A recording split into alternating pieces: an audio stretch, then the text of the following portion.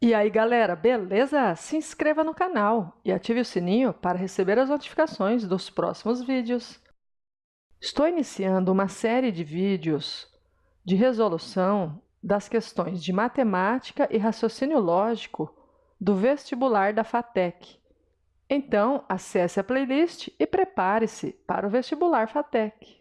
Questões de matemática do vestibular FATEC do primeiro semestre de 2014. Questão 30. A fachada do Partenon, famoso templo em Atenas, foi construída segundo o conceito de secção áurea, que consiste na divisão de um segmento em duas partes, a maior, de 61,8%, e a menor, de 38,2%. A altura das colunas corresponde à maior parte da secção áurea em relação à altura da fachada dessa edificação. Admitindo-se que a altura de cada coluna meça 10,5 metros, a altura da fachada do Partenon é em metros mais próxima de... Temos aqui uma questão de porcentagem e veja bem, começaremos por este detalhe. A altura das colunas corresponde à maior parte da secção áurea em relação à altura da fachada. Então, a altura das colunas é a maior parte, e a maior parte corresponde a 61,8%. Aqui nós temos a menor parte com 38,2%. Agora temos que a altura de cada coluna mede 10,5 metros. E queremos saber a altura da fachada, ou seja, qual é essa altura total? Vamos chamar aqui de x. Observe que 61,8% corresponde a 10,5 metros. Então, vamos estabelecer uma regra de 3. 10,5 metros corresponde a 61,8%. Então, x corresponde a 100%, porque é a altura total. Multiplicando aqui, temos 61,8x. Multiplicando-se aqui, nós temos 1.050.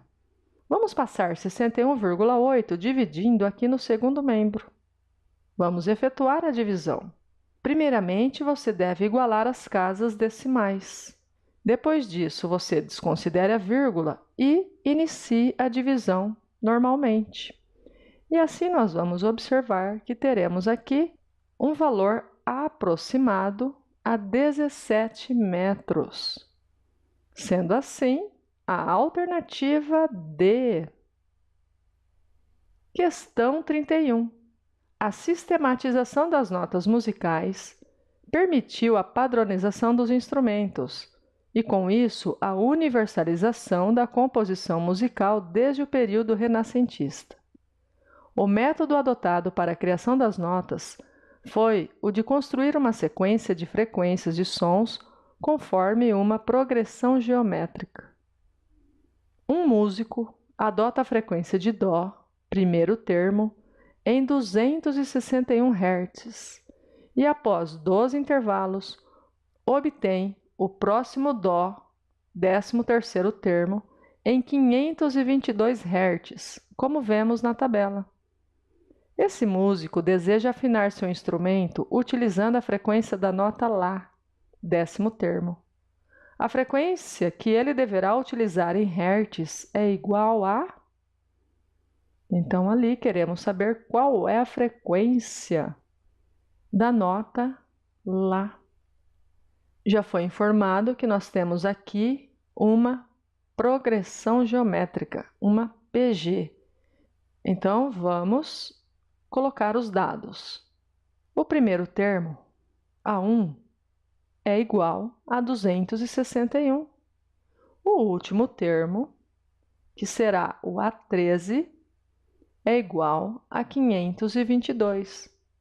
Sabemos que são 13 termos, então N é igual a 13, e queremos encontrar o A10, que é o 10º termo.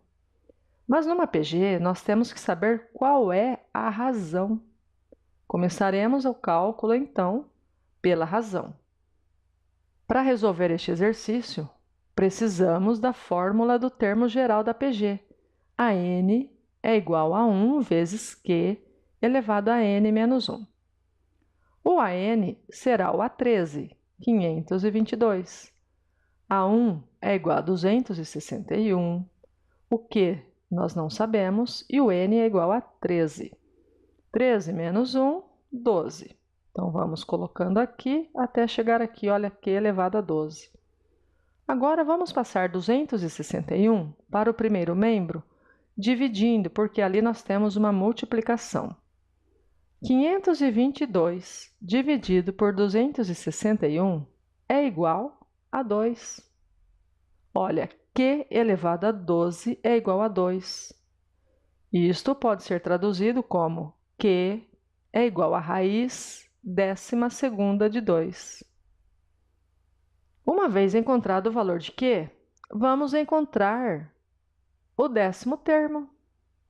Então, a 10 é igual a 1, que é 261, vezes Q elevado a 10 menos 1. E o Q é a raiz 12ª de 2. 10 menos 1 é igual a 9. Agora, vamos aplicar aqui uma propriedade dos radicais. Então, nós vamos simplificar o 12 com o 9. Qual é a tabuada que tem o 9 e o 12? A tabuada do 3. Então, vamos dividir 12 por 3 e 9 por 3. Ficaremos com 4 e 3. Agora, finalizando, raiz quarta de 2 elevado ao cubo. Traga o 3 para dentro do radical e terá 2 elevado ao cubo. Quanto que é 2 elevado ao cubo? É 2 vezes 2 vezes 2, ou seja, 8. Então, 261 vezes a raiz quarta de 8. Alternativa D. Questão 32. Um consumidor deseja adquirir um apartamento e recorre a um banco para financiar esse imóvel. Após a análise das formas de crédito e da realização dos cálculos, o comprador opta por um financiamento no qual, ao término do prazo, o valor total pago será igual ao dobro do valor inicial financiado. Sabendo-se que o banco aplicou uma taxa de juros de 8% ao ano, a juros compostos, o prazo em que esse comprador pagará seu apartamento é, em anos, igual a... Então, quais são os dados? Olha, o valor total pago será igual ao dobro do valor inicial financiado. O valor inicial financiado é o capital e o valor total pago é o montante. Então, o montante será igual ao dobro do capital. A taxa de juros é igual a 8% ao ano. E 8% é igual a 8 sobre 100, que é igual a 0,08. Agora, observe a tabela com a fórmula do montante. C vezes 1 mais I elevado a N. O montante é igual a 2C. O valor de I é igual a 0,08 e queremos saber o valor de N. Como nós temos ali uma multiplicação, podemos simplificar aqui, olha. Então, 2 é igual a 1 mais 0,08, que é igual a 1,08 elevado a N. 1,08 elevado a quanto, que é igual a 2? Quando queremos encontrar o valor do expoente, temos que aplicar logaritmos. Então, vamos trocar a ordem aqui e aplicar logaritmos. Log de 1,08 elevado a n é igual a log de 2. Aplicando a propriedade dos logaritmos, vamos trazer o n multiplicando aqui na frente. Agora, quanto que é o log de 1,08? Observe na tabela, que é igual a 0,03. E o log de 2 é igual a 0,30. Temos uma multiplicação. Vamos passar 0,03 aqui embaixo, olha, dividindo. 0,30 dividido por 0,03. Observe que temos a mesma quantidade de casas decimais. Então, ignore as vírgulas e divida 30 por 3. 10. N é igual a 10 anos. Alternativa A. Questão 33. A pintura a seguir, de Casimir Malevich, tem como título retângulo preto, triângulo azul, e é um exemplo do abstracionismo geométrico do início do século XX, conhecido na Rússia como suprematismo. É correto afirmar que a área da pintura ocupada pela composição das figuras retângulo preto e triângulo azul é, em centímetros quadrados, igual a... Considere que as três informações a seguir são verdadeiras. O triângulo azul é equilátero, com lados medindo 32 centímetros. Então, vamos colocar aqui 32. O retângulo preto tem dimensões 30 por 60. Um dos lados do retângulo preto intercepta os pontos médios de dois lados do triângulo azul. Então, aqui teremos o ponto médio, certo?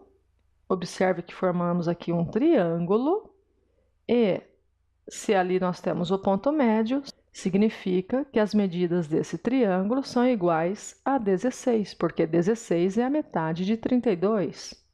Olha, queremos saber a área da pintura ocupada por esta composição de figuras.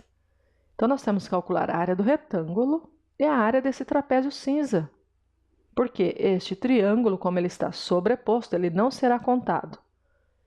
Agora, para calcular a área do trapézio, precisaríamos da altura, e nós não temos esta altura. Então, o que a gente faz aqui? Nós vamos calcular a área do retângulo, aí a gente calcula a área dos dois triângulos.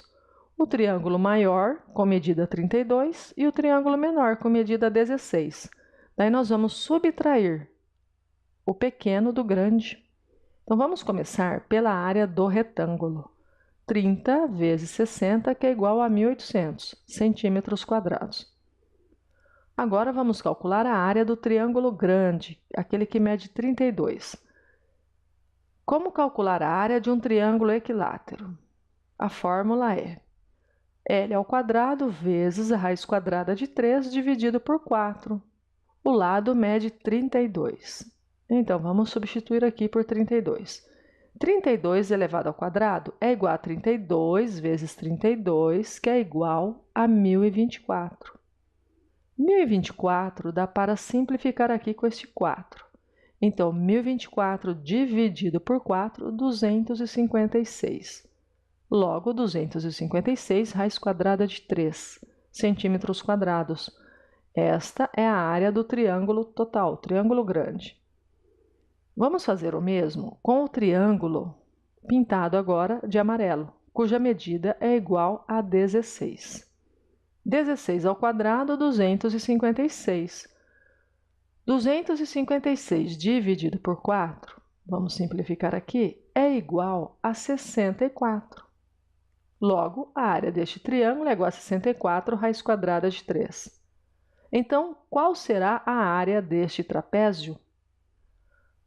Olha, basta fazermos o triângulo grande, que deu 256 raiz quadrada de 3, menos a área do triângulo menor, 64 raiz de 3.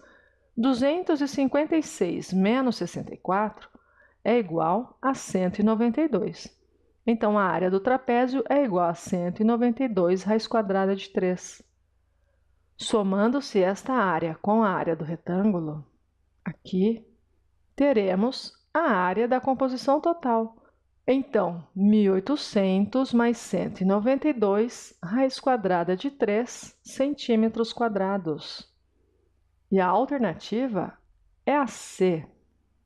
Questão 34. Um prego é constituído por 3 partes, uma cabeça cilíndrica, um corpo também cilíndrico e uma ponta cônica. Em um prego inteiramente constituído de aço, temos as seguintes especificações. Então, nós temos uma tabela aí com as medidas. O volume mínimo de aço necessário para produzir 100 pregos é em milímetros cúbicos. Lembre-se, o volume de um cone com raio da base R e altura H é igual a 1/3 do volume de um cilindro com raio da base R e altura H. Olha, se você não souber calcular o volume de um cilindro, você não vai fazer nada neste exercício. Então, vamos começar aqui pela fórmula do volume do cilindro. Para calcular o volume do cilindro, basta fazermos a área da base vezes a altura. E acontece que a base do cilindro é um círculo. Então, você tem que saber como que se calcula a área do círculo. Π vezes o raio ao quadrado. Sendo assim, o volume do cilindro é dado por π vezes r ao quadrado vezes h. Agora, o cone é 1/3 do volume do cilindro. Então, 1/3 dessa fórmula. Vamos começar pela cabeça do prego. Ela tem formato cilíndrico. Então, vamos utilizar aqui, olha, volume do cilindro.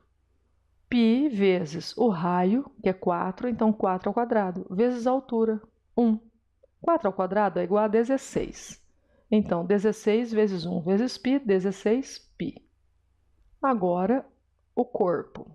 Então, π vezes o raio do corpo, que é 3, e a altura, 60. 3 ao quadrado é igual a 9.